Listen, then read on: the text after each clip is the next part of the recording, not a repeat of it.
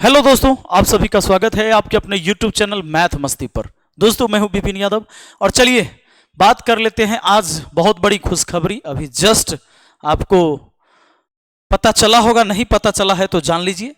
बड़ी खुशखबरी ये है कि बिहार कर्मचारी चयन आयोग द्वारा वैकेंसी निकाली गई। वैकेंसी इंटर स्तरीय पदों पर नियुक्ति हेतु आयोजित की जाने वाली द्वितीय इंटर स्तरीय संयुक्त प्रतियोगिता परीक्षा का विज्ञापन, यानी 10+2 स्तरीय वैकेंसी आई है जो बिहार एसएससी लेगी। बिहार एसएससी द्वारा ये आयोजित कराई जाएगी इस वैकेंसी को। तो बिहार एसएससी ने ये बहाली निकाली है जिसमें ऑनलाइन आवेदन प्रारंभ होने की तिथि है 27/9/2023, यानी इसी 27 तारीख से ऑनलाइन आवेदन शुरू होगा। तो चलिए अब यहां पर क्या करना है, आवेदन की अंतिम तिथि 11/11/2023 है। अब सबसे बड़ी बात कि पोस्ट कितने हैं सर, तो ये इसकी तो मैं पीडीएफ डाल ही दूंगा, क्योंकि इसमें बहुत सारा लंबा चौड़ा चीजें होती है जो पढ़ने के लिए आपकी क्या जरूरत है वो आप पढ़ लेना। कौन कौन से विभाग में, निम्न वर्गीय लिपिक, पथ निर्माण विभाग, लेवल 2 इंटरमीडिएट या समकक्ष, ये सारी चीजें जो डिटेल दिया हुआ है, किसको कितना कहां जरूरत है।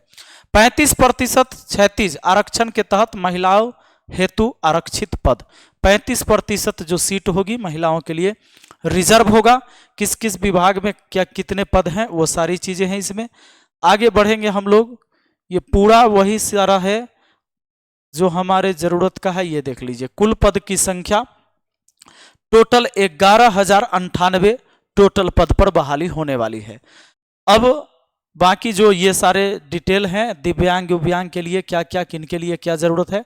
न्यूनतम शैक्षणिक योग्यता आप समझिए गए हैं। ऑनलाइन आवेदन समर्पित करने की अंतिम तिथि तथा अभ्यर्थियों को मान्यता प्राप्त संस्थान से इंटर एवं उपरोक्त तालिका में वर्णित पदों के सामने उल्लेखित न्यूनतम शैक्षणिक योग्यता उत्तीर्ण होना अनिवार्य है। आगे है आरक्षण। आपका ऑनलाइन आवेदन करते समय क्या क्या है ये सब चीज देख लीजिएगा। इसका पूरा डिटेल मैं ये पीडीएफ ही डाल दूंगा। ये मेन न्यूनतम आयु सीमा जो होना चाहिए वो 18 वर्ष।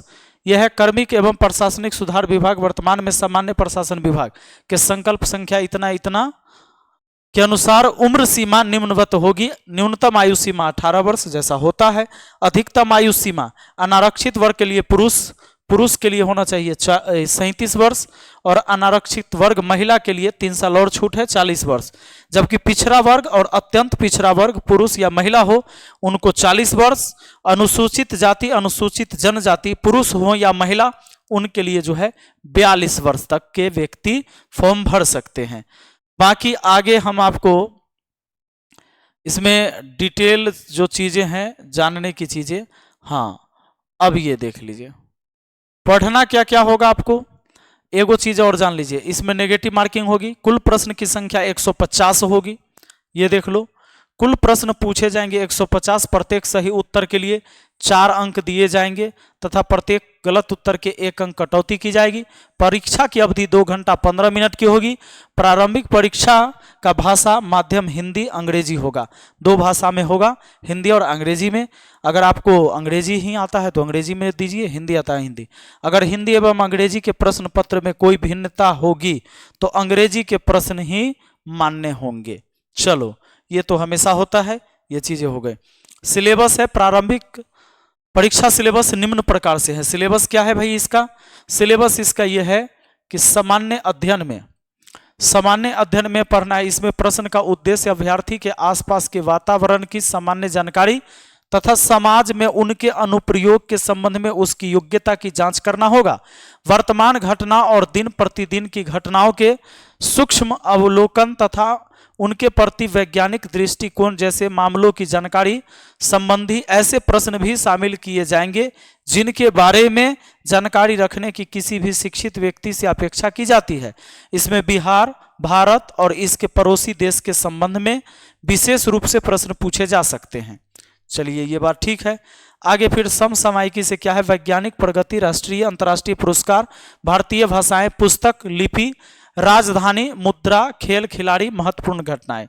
भारत और उसके पड़ोसी देश, भारत और उसके पड़ोसी देश के इतिहास, भारत का इतिहास, संस्कृति, भूगोल, आर्थिक परिदृश्य, स्वतंत्रता आंदोलन, भारतीय कृषि, प्राकृतिक संसाधनों की प्रमुख विशेषताएं, भारत का संविधान एवं राज्य व्यवस्था, देश की राजनीतिक प्रणाली, पंचायती राज, सामुदायिक विकास, पंचवर्षीय योजना एवं राष्ट्रीय आंदोलन में बिहार का योगदान।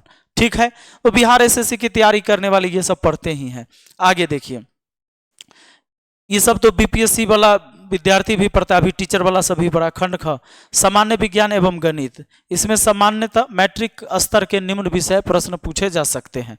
विज्ञान में क्या पूछा जाएगा, तो भौतिक शास्त्र, रसायन शास्त्र, जीव विज्ञान और भूगोल। गणित में पूछा जाएगा, वो देख लीजिए, अपना मेन आ गया यहाँ गणित, संख्या पद्धति से यानी नंबर सिस्टम से प्रश्न।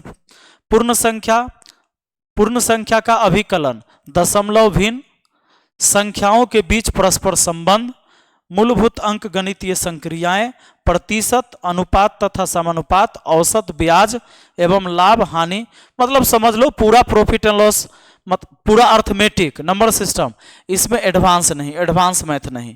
ठीक है, रीजनिंग का आगे है आपका, रीजनिंग का भी है पूरा यहाँ पर सिलेबस दिया हुआ। इसमें शाब्दिक एवं गैर शाब्दिक दोनों प्रकार के प्रश्न पूछे जा सकते हैं, यानी वर्बल और नॉन वर्बल दोनों प्रकार के रीजनिंग होंगे।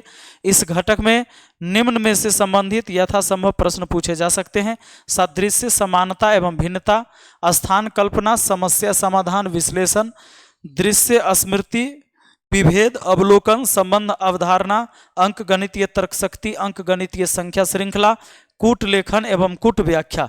तो ये है आपके रीजनिंग। क्वालिफाइंग मार्क्स क्या है भाई?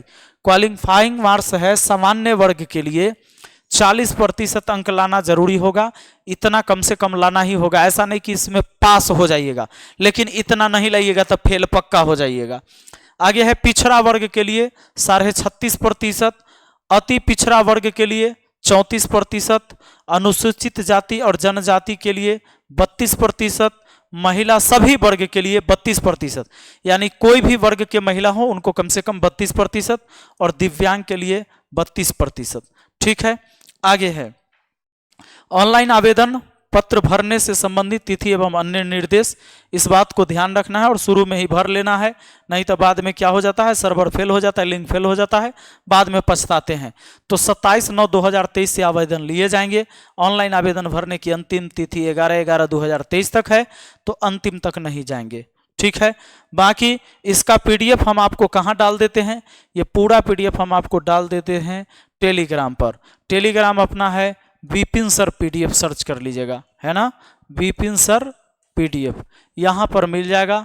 यह आपका जो पीडीएफ था, ये पीडीएफ वहाँ से आप पूरा डिटेल जितना आपको मन होगा रात भर दिन भर बैठ के पढ़िए, हमको कोई दिक्कत नहीं है। ये पूरा डिटेल आप समझ गए हैं, और बस यही है और कुछ नहीं है। इसमें यह भी कह दिया, सामान्य प्रशासन विभाग पटना द्वारा कार्यालय में इंटर स्तरीय पदों की रिक्ति कोटिबार से संबंधित अध्याचनाएं आयोग कार्यालय को प्राप्त हुई। याचना अनुसार द्वितीय इंटर स्तरीय संयुक्त प्रतियोगी परीक्षा के लिए सुयोग्य भारतीय नागरिक से ऑनलाइन आवेदन पत्र आमंत्रित किए जाते हैं। द्वितीय यानी देखिए, सुयोग्य भारतीय नागरिक, इसका मतलब है कि आप कोई भी व्यक्ति जो भारत का नागरिक है इस फॉर्म को भर सकता है, यानी दूसरे स्टेट वाले भी भर सकते हैं। यही बात तो है। तो अब चलिए मिलते हैं हम फिर अगली वीडियो में। Thank you, best of luck.